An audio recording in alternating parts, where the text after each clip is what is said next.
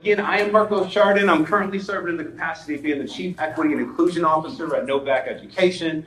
I am the co-author of the best-selling Equity by Design, and before that, I spent about 20 years in the field in the Commonwealth of Massachusetts as a school leader, leading various schools in Cambridge, Boston, and Randolph. And I always love sharing with audiences of folks who are going to engage with young adults that I'm also an active practicing hip-hop artist. And I love sharing that component because it's a reminder to all of you that the person that you are in your personal life is exactly the same person that you are in your professional lives.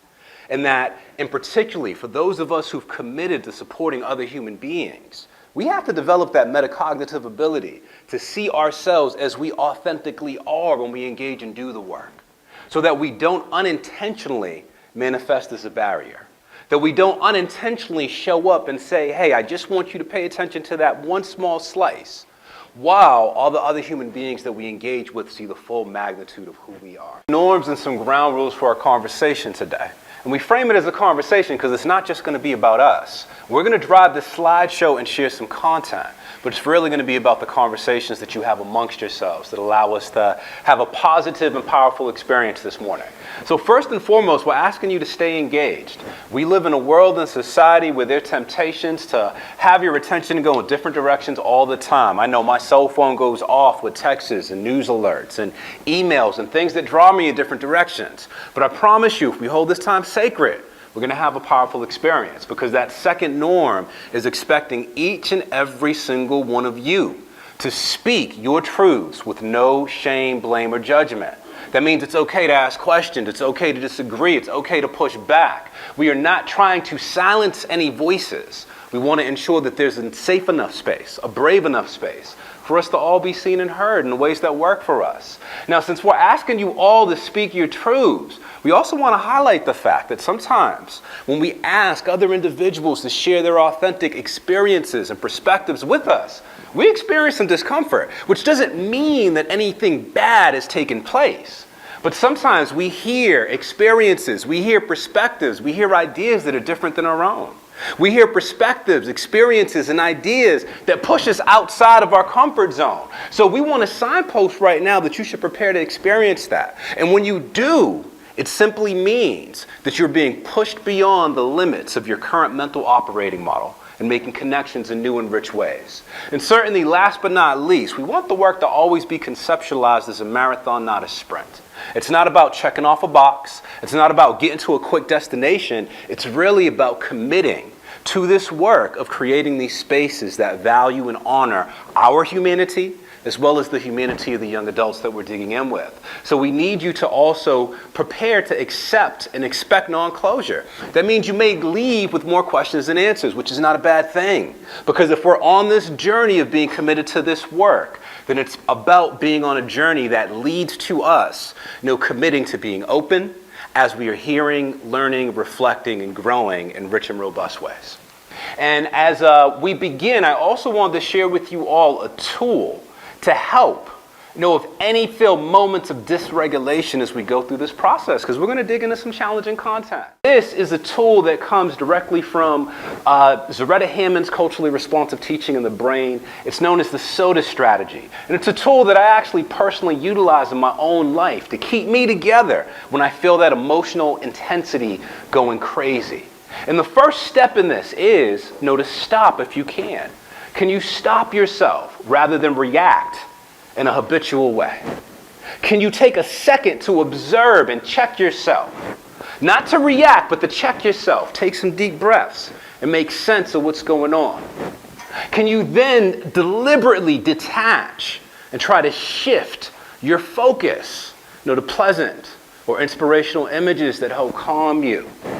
And last but not least, in those moments, can you then awaken your ability to analyze and make sense of what's going on so you can show up and be present in ways that work for you?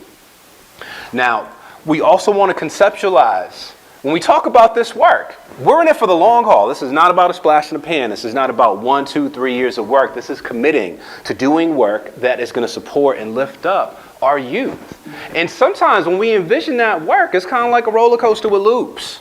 Because there's surprises, there are things that come about that we may not expect.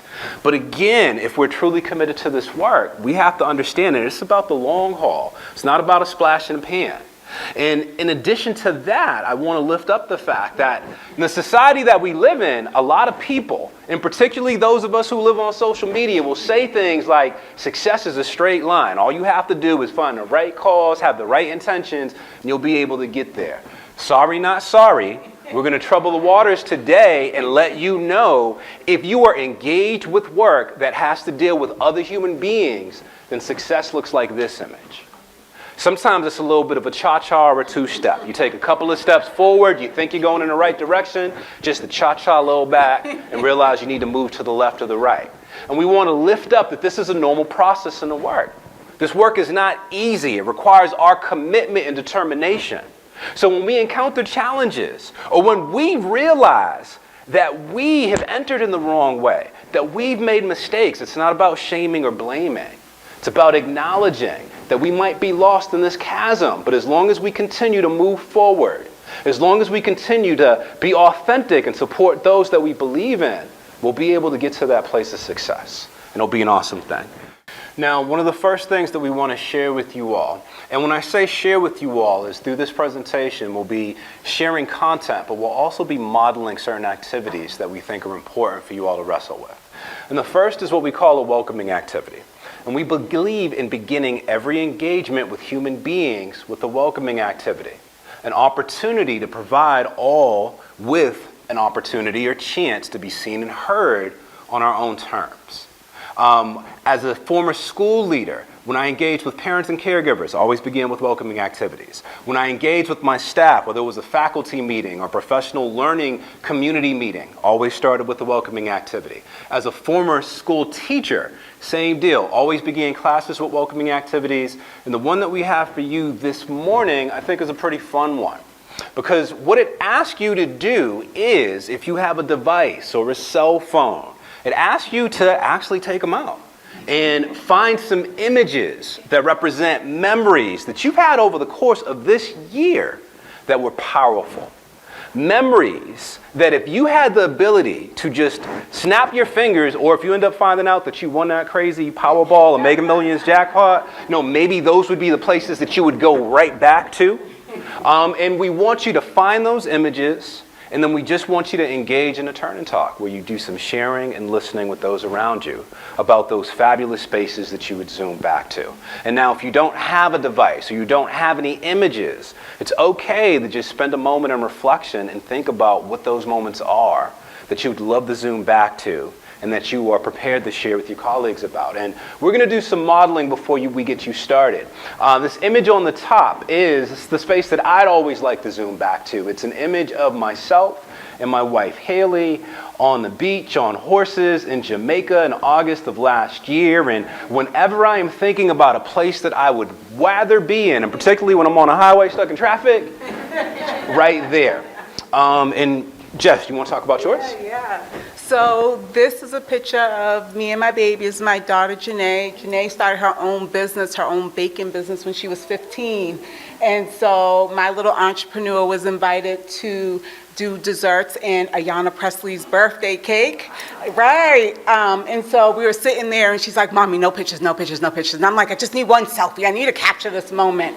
And so that was that moment for me. And it speaks so much to young people and their audacity of hope and their audacity of power and pushing through even as she was out navigating her high school years. So that's my picture. All right, so these are our images, our moments that we'd like to zoom back to if we could. Music's a big part of what we do, so we're going to play a song. It's going to be Summertime Magic by Childish Gambino. While the song plays, I want you to engage in conversation and share and listen about those spaces that you'd like to be at. Once the song is done, our voices come on and we begin our process of digging through the content. Enjoy this first micro moment of reflection, everybody. See, now I know, even though we stayed up here, we weren't walking around the room, I know that you have some powerful conversations. See, this is why I love welcoming activities. I know because there's an awesome murmur in the room right now. And looking into the audience, they were extremely big grimaces and grins and smiles on your faces. So I know there was something positive that was happening back there. And I know, even though I wasn't involved in any of your conversations, that each and every single one of you got to be seen and heard on your own terms. How do I know that? Well, you had the ability to pick and choose. You got to share as much as you liked or as little as you liked. And that's the magic of a welcoming activity. It creates an opportunity that says, hey, for all participants, this may just be a space in which we'll be seen and heard and acknowledged in the ways that we want to be acknowledged. And it's one of the reasons that I always advocate for starting each engagement with a welcoming activity.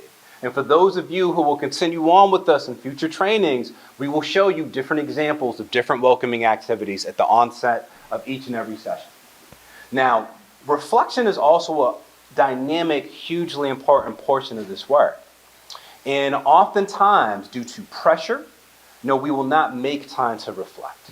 Time to reflect individually, time to reflect with colleagues, or time to hear the reflections of our young adults. But we want to remind you as we begin this journey that reflection is one of the most important and critical elements of the learning process. Now, something I want to lift up is I think about my why for this work, or share a little bit with you of what grounds me in this work, is first and foremost the acknowledgement that access alone is not equity. And for me, this work is all about equity. And I always start here because in the world that we live in, many hang their hats on access today, that it's all about access, that if we only can simply connect our young adults with the right materials and resources, then magic will happen, we've done our job. Well, I'm here to trouble the waters and say we have to go above and beyond access. Because access alone doesn't get us to equity. And access alone is not enough to create spaces that are safe and welcoming, and that will treat our young adults with the respect and dignity that they deserve. See, we have to go above and beyond access to acknowledge, hear, and make sense of what the needs are of our young adults. If we cannot do this, then the work falls short. And Jess is going to unpack equity, because when we talk about equity, we're always talking about 4 components. Now, a great tool that I'm extremely passionate about that I believe helps with this work is wrestling with what's known as the Universal Design for Learning framework. And this is a tool that's utilized in schools and in elements of our society all over the place. We actually live in a world that's been so universally designed for us that sometimes we lose sight of that fact. And when we think about universal design, we're not simply talking about action steps that we take. We're talking about both adaptive as well as technical components of the work. And what I mean by adaptive is we're talking about starting with our beliefs and our values that guide the work. See, everything that we do in this life is adaptive first, then technical. The technical is what we do. The adaptive is what we believe. We take certain actions. We make certain decisions based on what we believe. If we are not able to build in time to reflect and to consider what we believe, then sometimes there's a mismatch in what we see manifesting itself. And when I talk about the adaptive elements of universal design, I'm always talking about the 3 principles that you see on the screen right now. First and foremost, acknowledging that over 30 years of neuroscience and breakthroughs in neuroscience have communicated to us that variability, it's a rule, not an exception. That each and every single one of our brains is made up of neurons that create neural pathways that are just as unique as our individual fingerprints. Which means that you are always surrounded by difference. Whether you believe that you are or not, our brains are not wired in the same way. We've had different life experiences, different preferences, different ways of interpreting the world. And if we're creating circumstances for individuals that aren't just us, we have to take into consideration that if we're in a room of 30 individuals, then there are 30 different ways to interpret the experience, the materials, and things that are before us. And we have to take that into consideration. Second, if we wrestle with universal design, is that we truly believe that all can work towards the same firm goals and targets. Stated differently, we actually have high expectations for everyone. And I typically add that in the world of universal design, we typically say that we don't change the target or expectation for anyone. Because we realize as soon as we change a target, we change a trajectory. And individuals will always land exactly where we expect them to. See, sometimes we say, hey, this is too hard, it's too challenging, I need to give you something else. And 6 months later, we start racking our brains, why didn't they get to the place that I wanted to get to? It's because you sent them on a detour, because you didn't believe that they could do it. See, if we truly wrestle with this, we acknowledge the fact that we believe that each and every single individual inherently within themselves has the potential to become an expert learner, to operate at expert level if the barriers and limiting agents are removed. What's foundational and fascinating for me about this is if we truly wrestle with this, then it communicates that when we're in circumstances and we don't see our young adults shining and revealing their inner genius and brilliance, it's not because they're broken. It's not because they're bad ones. It's not because there's something a matter with them. It's because there's a barrier that's manifesting, that's stopping that inner genius from revealing itself. Even if the biggest barriers that are ever present are the invisible ones that lived in our own unchecked thinking, thoughts, biases, and assumptions about other individuals. This is one of the reasons why we communicated from the onset that reflection is so powerful. Because sometimes we move forward without actually taking into consideration ourselves, our thinking of the individuals that we're supporting. And we may believe that we are well-intended in our approach, but the impact may not be what we want it to be. Now, a formula that I encountered really in my years being a school leader in Massachusetts that helped me with this work. Because as a school leader, there'd be tons of times when I would be full of tears, frustration, and disappointment because I'd realized no matter what my efforts were, we weren't supporting the kids in the right way. But when I encountered this formula, it changed everything for me. And it's a formula that communicates that our values and our practices are supposed to, equate our outcomes. And that if the outcomes that we see are not the ones that we want, then that directly communicates that we may not be operating with the right values and we may not be matching them with the right practices. Which communicates back to us if what we're seeing in terms of outcomes are not what we know they could be, then again, it's not because our young adults are broken, are bad, or there's anything the matter with them. It means that we have some self-work to do in reassessing our values and the practices that we're putting in place to try to get to those outcomes. And I have this image and quote from Albert Einstein on a screen because some of us who engage in this work, live on a regular basis his definition of insanity. Because we keep doing the same thing over and over again and expecting different results without taking into consideration if the results are not what we want. We don't just go through the same routine over and over again. We have to really have some authentic conversations about what we believe and why we believe what we believe. And some authentic conversations about what's going on with the practices that we're employing, because they should be leading us to these outcomes. And if they're not, then we got some work that we got to do. Because it's not about the recipients of the service, it's about the service providers, getting ourselves together so we can truly ensure that we're meeting their needs. And next, I'm going to share with you some really big questions. In fact, I consider them the going beyond access framework. And it's my belief, if we normalize wrestling with these questions, before we set the plan in any capacity, a meeting, a program, before we sit to take into consideration an agenda for an event, that they help us to enter into spaces that ensure that we go above and beyond access as we consider meeting the needs of other individuals. The first one of those questions are we valuing impact over intent? Is it a circumstance where we hang our hats on intent, where we pat ourselves on the back because we're saying we are good people who are sacrificing time, effort, energy, and emotion to try to pour into others, but we are not mindful of what it feels like to be on the receiving end of our decisions? Well, I know that we live in a society that talks a lot about everything being intentional, and it is true. We need to be intentional about the practices that we choose to employ, but your work is not about intent, it's about impact. It's about how it shows up in the hearts, minds, and lives of the young people that we're serving. And it is very plausible, impossible to have the best of intentions, yet to still wind up in circumstances where you've unintentionally inflict harm on another individual. Case in point, I can jump out of the parking lot, get in my car, get on the highway, have every intention of not getting pulled over by the state troopers. I'm not trying to, break the speed limit. Every intention of not getting into a car accident. So I'm doing everything I know possible to not be in one of those circumstances. I have my music turned down. I have both hands on the steering wheel. I have a laser light focus on what's ahead of me. But I blink my eyes, and in the fraction of a second, someone pulls in front of me. I am not able to stop in time. I rear end them.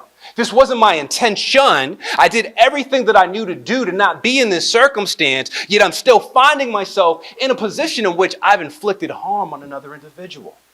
The work's not about intent, it's about impact. And whether the circumstances that have manifested themselves, whether they were intentional or unintentional, the impact is still the same for the individual who's on the receiving end. Next question. When we think about this work of supporting our young adults, are we sure that they can see themselves reflected in our work?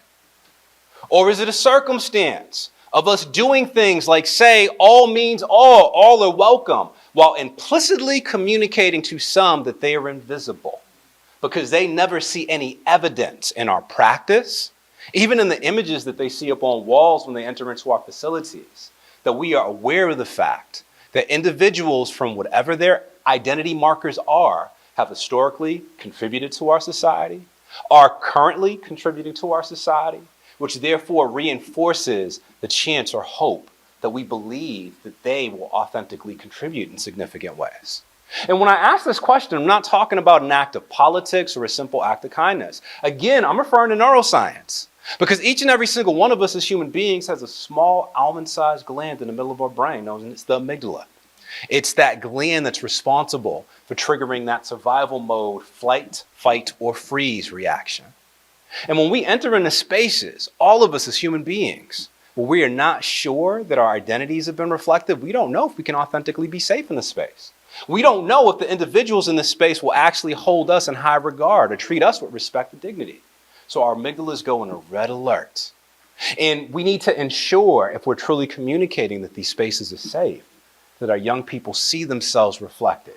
And again, it's not about a simple act of kindness or politics. It's about understanding how things work for all of us as human beings.